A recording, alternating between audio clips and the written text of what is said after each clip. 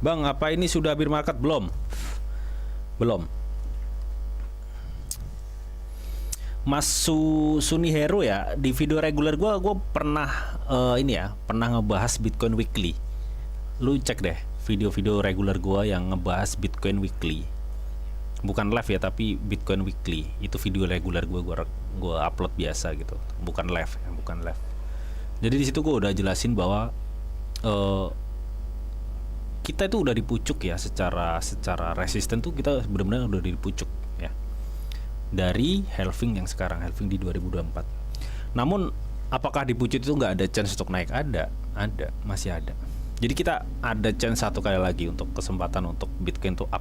Paling nggak dia akan up, paling enggak ya menuju area ATH-nya kemarin, atau enggak kalau memang sentimennya bagus dia bisa ke 139 sampai 141 ribu US dollar. Itu target kita kemarin ya, kalau secara weekly. Untuk Mas Sunihero ya, bisa cek ya. Baru setelah itu mungkin di kuartal 2 atau kuartal 3 2026 ini akan ada bir market itu teman. Ini ya seperti itu. Dan itu nanti terus tuh bir, makanya jangan beli dulu di 2026, jangan buy dulu. Lu buy nanti di 2027 kuartal 3 lagi. Jadi seperti itu. Itu pasti market lagi beris-berisnya. Dan itu udah mulai cicil. Dan ketika lu cicil ya, gue lebih saranin rekomen lu cicil Bitcoin.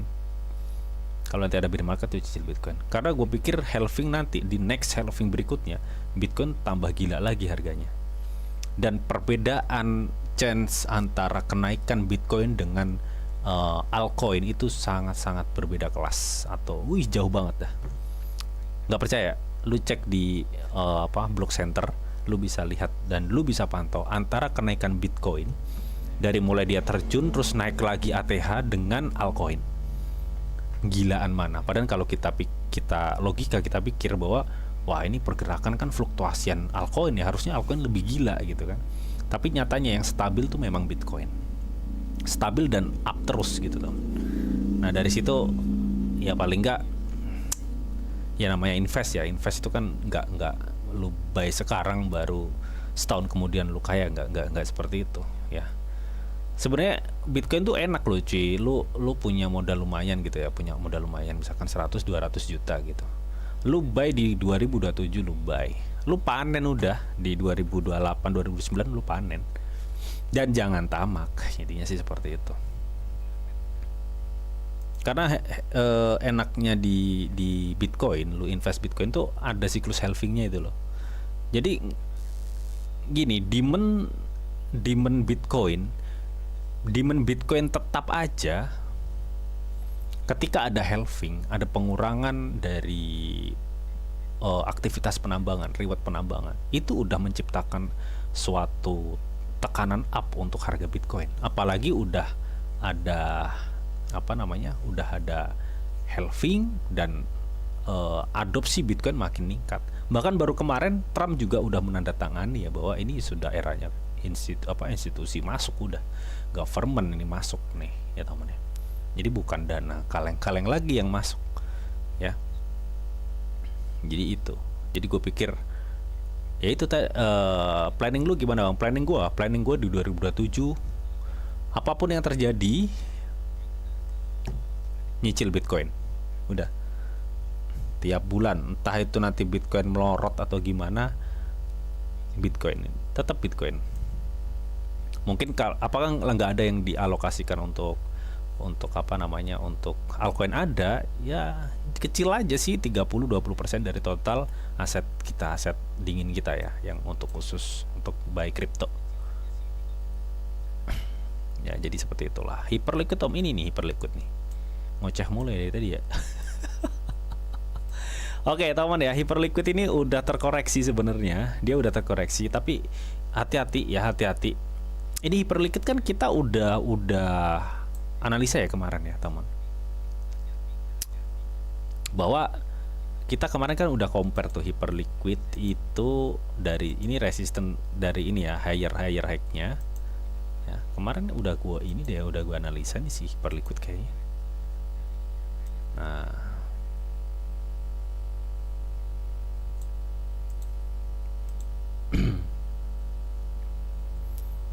Ya, di sini teman. Oke, kita analisa lagi ya teman ya. Nah, kita lihat teman di sini bahwa Hyperliquid ini trennya turun ya. Dan belum ada suatu signal bahwa Hyperliquid itu akan ada suatu kenaikan. Belum ada. Kita butuh konfirmasi satu bottom ya, satu support lagi sehingga dia menciptakan double bottom. Maksudnya gimana bang? Gini. Ini kan trennya turun nih, sebentar. Ini kan trennya turun nih. Nah, ini trennya turun. Nah, di mana saat ini kan trennya konsolidasi tuh, ya kan, konsolidasi di sini aja naiknya, ya kan. Kita butuh kayak gini nih, das. Ini terjun, ini pasti turun. Ini sekarang tuh pasti akan ngebidik level di 22 lagi, kemungkinan di 22 lagi. Ya. Nah, ketika dia udah ngebuat bentuk pola W seperti ini atau double bottom, dia akan up gini. Nah, up gini. Ini pola ini sebenarnya udah terjadi ya beberapa kali, sudah terjadi beberapa kali. Nah, kalian bisa cek dari sini nih. Nih, ini pola yang sama ya, ketika si tuh. Ini teman ya. Nah, ini yang datar ya maksudnya, bukan ini kan dia ngebentuk pola W, ini datar ya, maksudnya itu bukan dalam tren turun banget, itu enggak. Ini tren turun kan dari sini, nah ini kan, ini tren turun nih kan, tren turun lagi ya.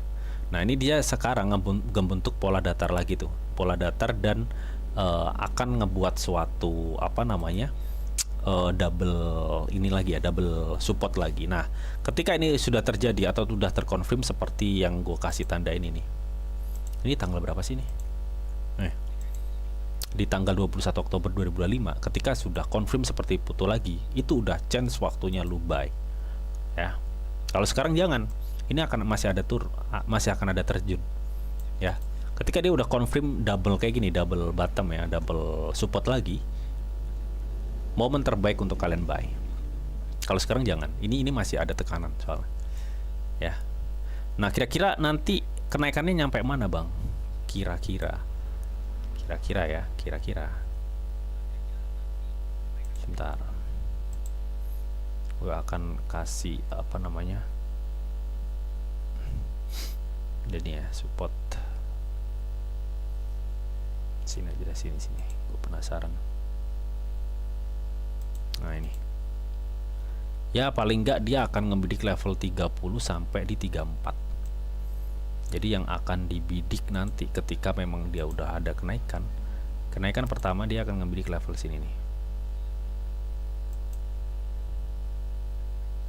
Sebentar.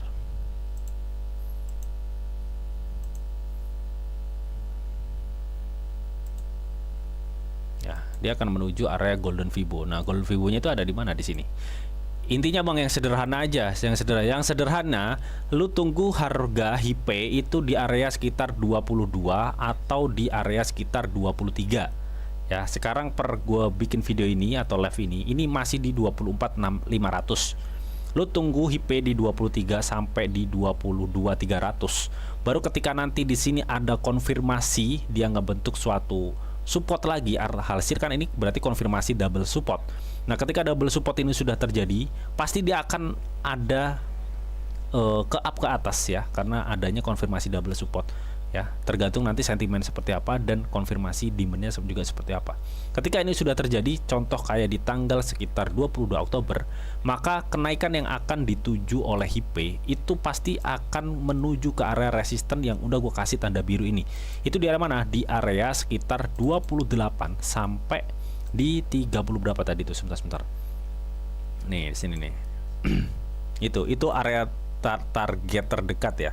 Kita bicara ini adalah target terdekat 2829 itulah. Ya, terus di area sini nih. Berarti kan lumayan, men. Kalau memang misalkan ya lu ini kan sekarang jangan masuk dulu.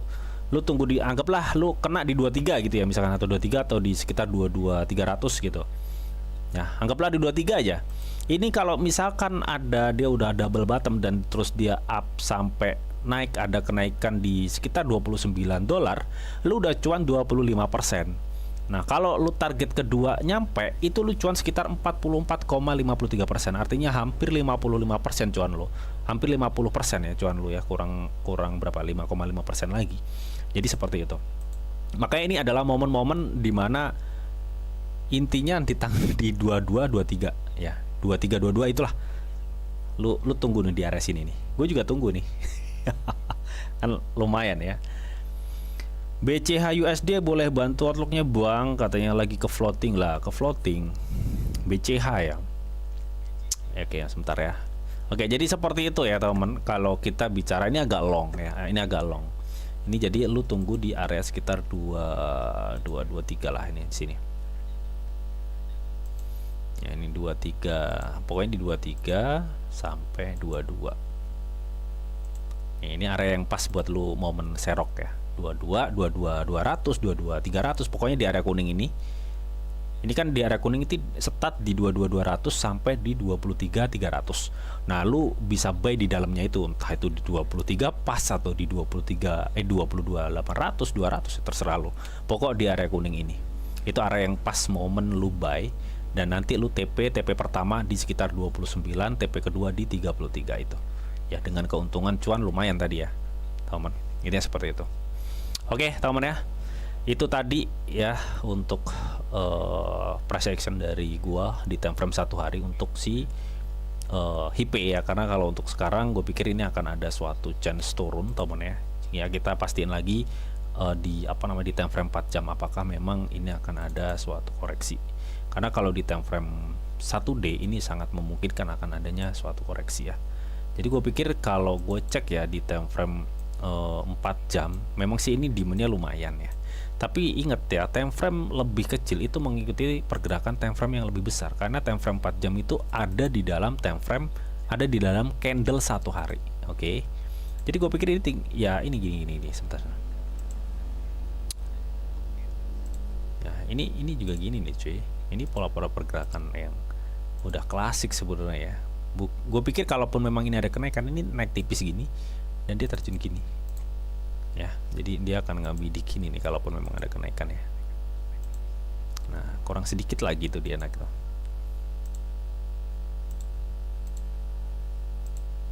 Ya, kalau sedikit lagi naik dan dia terjun, atau enggak dia bisa langsung aja terjun, dia bisa ya, itu ya seperti itu. Jadi kalau untuk short term gue pikir ini akan ada kenaikan tapi tipis ya, tipis gue pikir. Ya enaknya itu tadi ya, lu tunggu di 23 ataupun di 22. Intinya seperti itu. Oke, next untuk IP tadi ya. Terus berikutnya ini